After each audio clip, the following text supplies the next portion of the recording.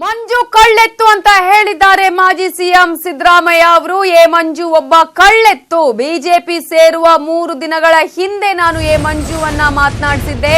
ಆ ಸಂದರ್ಭದಲ್ಲಿ ನಾನು ಬಿಜೆಪಿಗೆ ಹೋಗಲ್ಲ ಅನ್ನುವಂತ ಹೇಳಿಕೆಯನ್ನ ಎ ಮಂಜು ಕೊಟ್ಟಿದ್ರು. ಆದ್ರೆ ಕಾಂಗ್ರೆಸ್ಗೆ ದ್ರೋಹವನ್ನ ಮಾಡಿ ಬಿಜೆಪಿಯಿಂದ ಸ್ಪರ್ಧೆ ಮಾಡಿದ್ದಾರೆ. ಎ ಮಂಜುಗೆ ವೋಟ್ ಹಾಕಬೇಡಿ ಅಂತ ಹೇಳಿ ಕಡೂರಲ್ಲಿ ಸಿದ್ದರಾಮಯ್ಯ ಹೇಳಿಕೆಯನ್ನ ನೀಡಿದ್ದಾರೆ.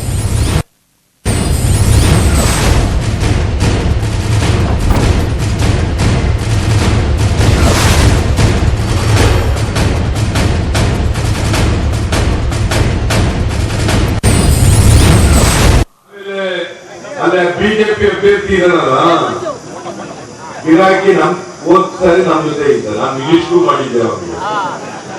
ನನಗ್ ಗೊತ್ತಿತ್ತು ಇವ ಕಳ್ಳೆತ್ತು ಅಂತ ಯಾವ ನನಗ್ ಗೊತ್ತಿತ್ತು ಇವ ಕಳ್ಳೆತ್ತು ಅಂತ ಯಾವ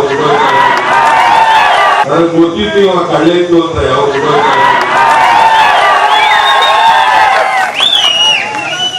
ಬಿಜೆಪಿ ಹೋಗೋದು 3 ದಿನ ಅಂತ ನನ್ನ ಜೊತೆ ಮಾತಾಡವ್ರೆ.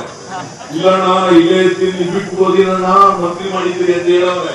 ಗಿರಾಕಿ 3 ದಿನ ಓಡೋದವ್ರೆ ಬಿಜೆಪಿಗೆ.